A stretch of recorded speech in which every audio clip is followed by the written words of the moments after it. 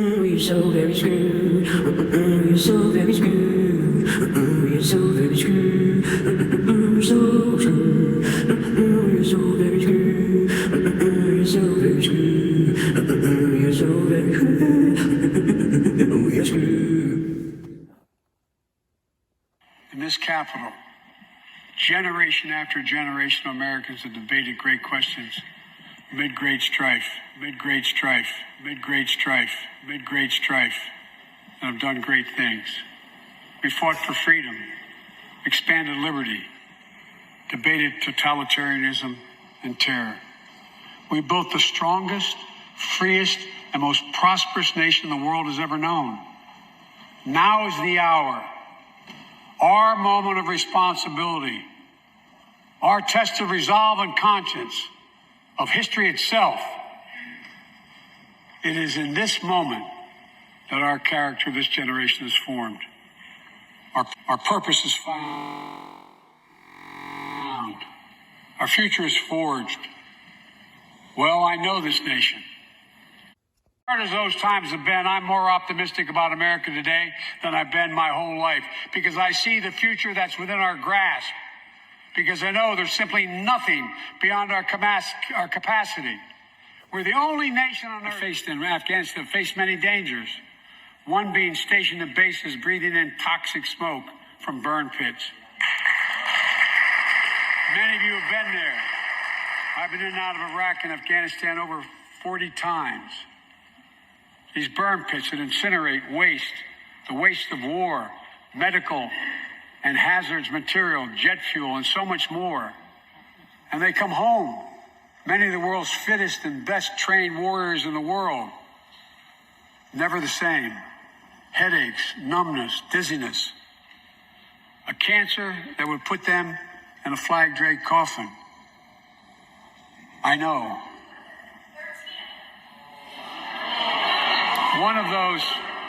One of those soldiers was my son, Major Bo Biden. I don't know for sure if the burn pit that he lived near, that his hooch was near in Iraq and earlier than that in Kosovo, is the cause of his brain cancer, the disease of so many other troops.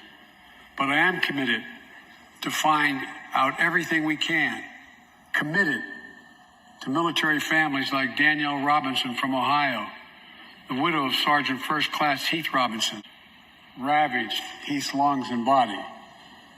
Danielle says Heath was a fighter to the very end. He didn't know how to stop fighting, and neither did she. Through her pain, she found purpose to demand that we do better. Tonight, Danielle, we are going to do better.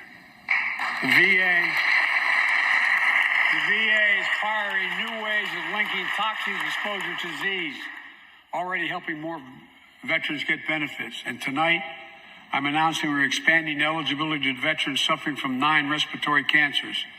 I'm also calling on Congress to pass a law to make sure veterans devastated by toxic exposure in Iraq and Afghanistan finally get the benefits of the comprehensive health care. Let's end cancer as we know it. This is personal.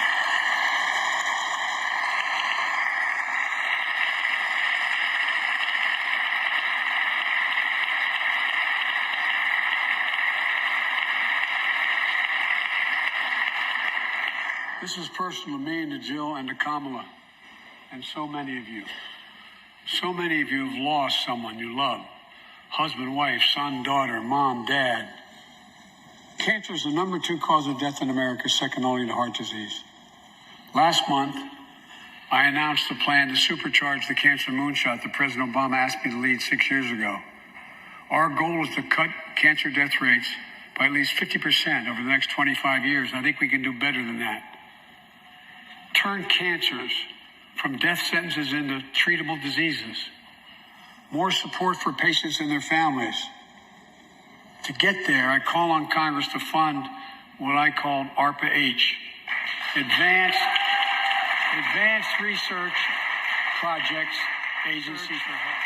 Projects Agency for Health. Projects Agency for Health. And after DARPA in the Defense Department. Projects that led in DARPA to the internet, GPS. The only nation that can be defined by a single word, possibilities. So on this night, on our 245th year as a nation, I've come to report on the state of the nation, the state of the union. And my report is this: the state of the union is strong because you, the American people, are strong. We are ready. We are united, and that's what we did. We stayed united. We prepared extensively and carefully.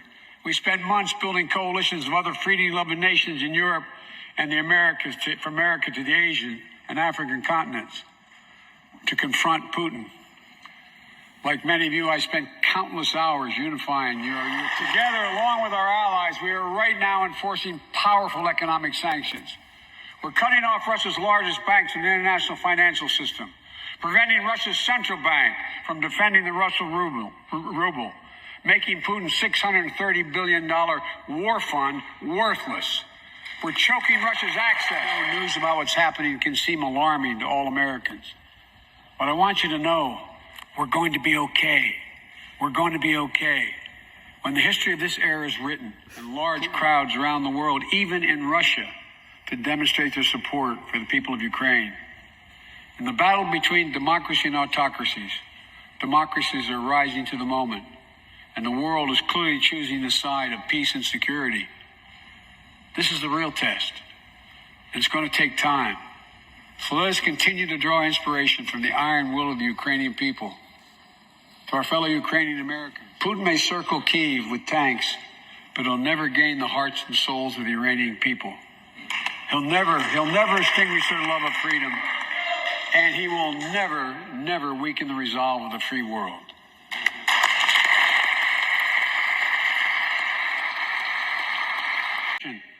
I've come to report on the state of the nation, the state of the union.